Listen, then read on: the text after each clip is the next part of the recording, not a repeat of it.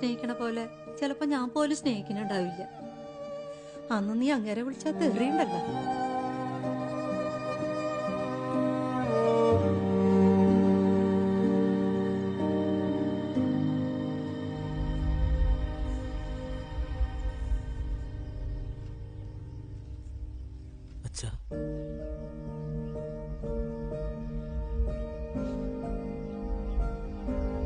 എന്നോട് ക്ഷമിക്കച്ച.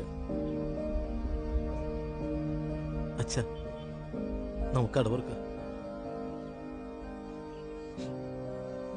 ഞാനും നിക്കാച്ച.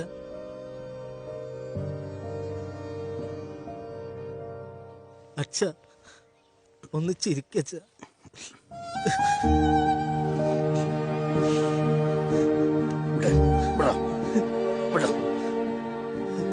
അച്ഛ, ഒന്ന് ചിരിക്കച്ച. എന്നെ നോക്ക്.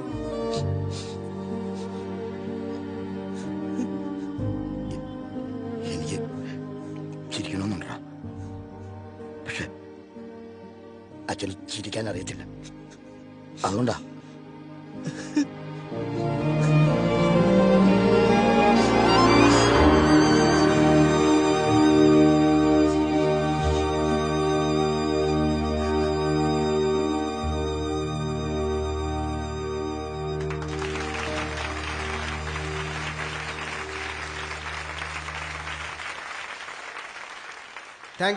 Thank you. അച്ഛന്റെ സ്നേഹത്തിന്റെയും കരുതലിന്റെയും വലിപ്പവും മഹത്വവും മക്കൾ തിരിച്ചറിയുന്നത് അച്ഛന്റെ മരണശേഷം മാത്രമായിരിക്കും. അച്ഛൻ എനിക്കിട്ട് അഴകനെന്ന പേര് പോലും നിങ്ങളെ ചിരിപ്പിക്കുന്ന കാര്യത്തിൽ എനിക്ക് ഒരുപാട് അനുഗ്രഹമായിട്ട് മാറി. ഞാൻ സ്റ്റാൻഡപ്പ് കോമഡി പറഞ്ഞ് ഒത്തിരി ആൾക്കാരെ ചിരിപ്പിച്ചിട്ടുണ്ട്. പക്ഷെ എൻ്റെ അച്ഛനെ ചിരിപ്പിക്കുന്ന കാര്യത്തിൽ ഞാൻ തോറ്റുപോയി. എൻ്റെ അച്ഛൻ ആഗ്രഹിച്ചതിനേക്കാൾ വലിപ്പത്തിൽ ഞാൻ ഞങ്ങളുടെ ചെറിയ കട വലുതാക്കി. കട നല്ല ലാഭത്തിലാണ്ടാ പോണത്. ഞാൻ ക്യാഷിലിരിക്കാത്ത ദിവസം. റോണിയാണെ പ്രോഗ്രാമിനൊന്നും വരാറില്ല. ആളിപ്പോ ഫുൾ ടൈം ഭക്തനാണ്. എല്ലാം തേച്ച് കാട്ടിലേക്ക് പോയ മഹാനാ. ആഗ്രഹങ്ങളാണ് എല്ലാ ദുഃഖത്തിനും കാരണം.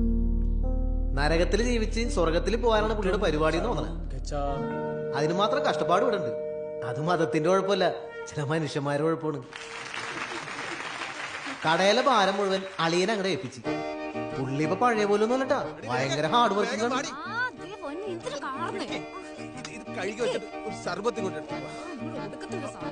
പക്ഷെ മൈലേജ് കുറച്ച് ഷോർട്ടാണ്. ഒരു ഗ്ലാസ് സർവത്തിൽ 1.5 മണിക്കൂർ പണിയെടുക്കുള്ളൂ.